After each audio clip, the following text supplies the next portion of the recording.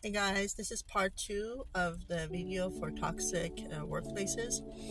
As I was saying, working in a toxic workplace with, which makes you feel that you might be, despite of your hard work and your qualifications and your background and how hard you're working and amount of hours you're, let's say, putting in, they make you feel like you're somehow less than, or you just feel that you're not being acknowledged or recognized as much as you should be, really, um, or perhaps being given benefits or being paid as much. You feel like you're being underpaid, or more importantly, you just feel that you're not being respected or appreciated the way you're supposed to be at your position.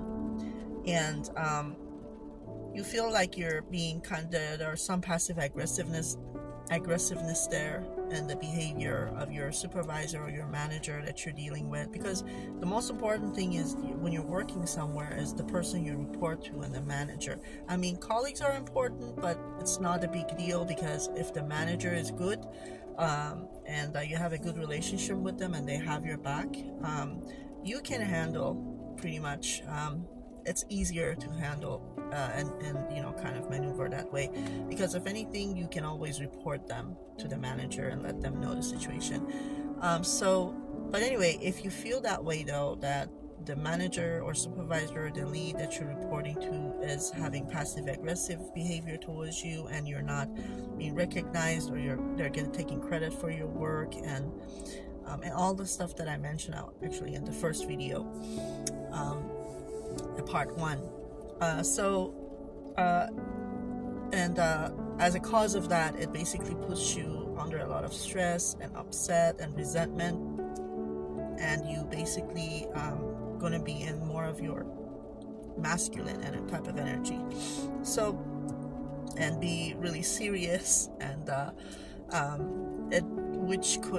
which, as being stressed out too much and every single day, having to worry about what's going to happen today, what are they going to say today, so it's going to it's going to shoot your cortisol level high, really high, and you sort of might get into a situation that you're on a fight or flight, they say, sorry if I don't pronounce it correctly, or fight or flight mood all the time, always on the lookout, making sure that, and you become more sensitive that way, and you're always trying to interpret, saying what they mean when they say that, or even some of your colleagues might be picking on you or making comments that are not right.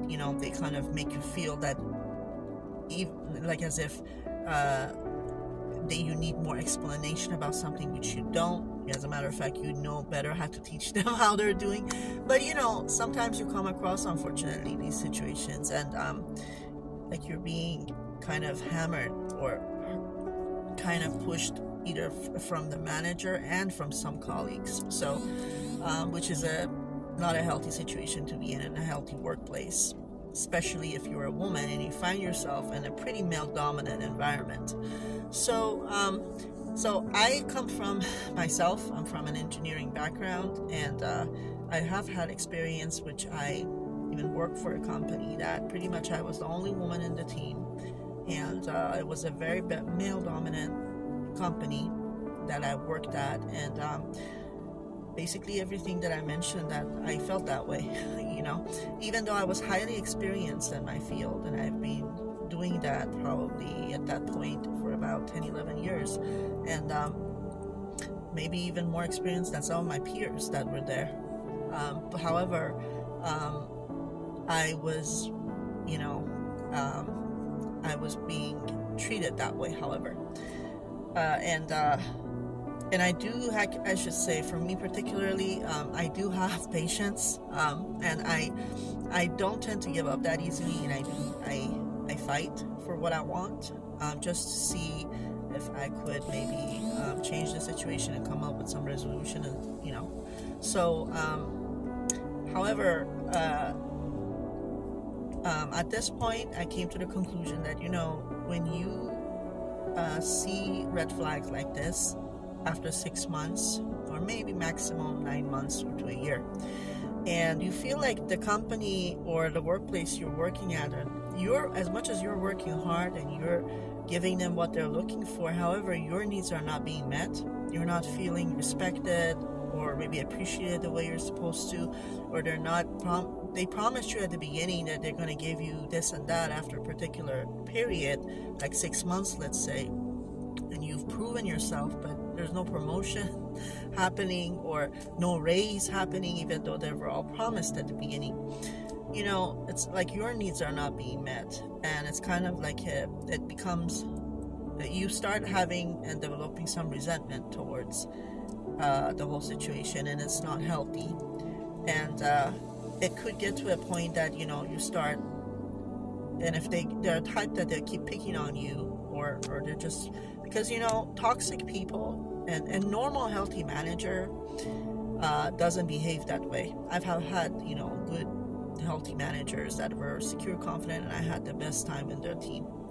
But when you're dealing with a, what should I say, like a covert narcissist, I can mention it here, type of boss or narcissist, I mean leader or manager, and they're just relentless in how they're going to be picking on you, and they're going to be, you're going to be targeted. And the issue is that they're not going to treat everybody else that way. There are times that you're the one, the targeted one. You're the chosen targeted individual. For whatever reason, they're doing that. And so it's hard to go to people and convince them that this is happening, because they're not being treated that way. How come, you know, and you are. So anyway, but the consequences of working in a place like this for a long term, it's not right. It's not good, because it's going to take a toll on your confidence and your self-esteem. And it can get to a point that you can start having anxiety attacks, you know,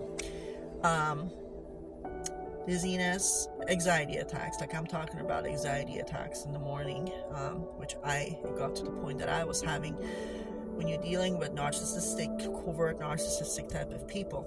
And it's like if you go to even HR, they're not going to do anything about it, because the person is, you know, so, you know, you can start having anxiety attacks. It could even lead to, you know, nausea, dizziness, even, vomiting, because of the stress, and eventually muscle pain, joint pain, that it doesn't go away. Like, you know, certain joint pains, which you get cold and your body start aching, that's different. It goes away. But this type of a pain, it doesn't go away. It just goes on for a while. It doesn't go away unless you take like some sort of a painkiller, or if you want to go with supplement, you start taking turmeric, like in high doses, 500 or 900, to calm the inflammation in your joints down. So I started having those type of symptoms because I was dealing with a pretty toxic situation for 4.5 years, and I started having joint pain and muscle pain, which would not go away, and my hands were starting to hurt. And even when I was going to do shopping, it was hard for me to start holding, and I was becoming so scared. I thought I'm starting to have like MS or fibromyalgia or rheumatoid arthritis, you know, RA. But anyway, so, and also there were other symptoms I was having. I started having hives all over my body when it gets so bad, the stress level. And I couldn't sleep really at night. Insomnia, like I couldn't sleep. The stress was keeping me up all night. And weight gain, I couldn't sleep at night. Anxiety attacks, joint pain. And joint pain was becoming so bad I couldn't sleep. I have hives, I have joint pain, my heart palpitation, and I had to go to the ER eventually in order to get stabilized, and I just had to stay away, and I went on a leave of absence for about 3 weeks, and after that, fortunately, I started healing and things started cleaning up and going away. Please watch me on part number 3, okay? I'll be continuing to talk about this stuff in the next video.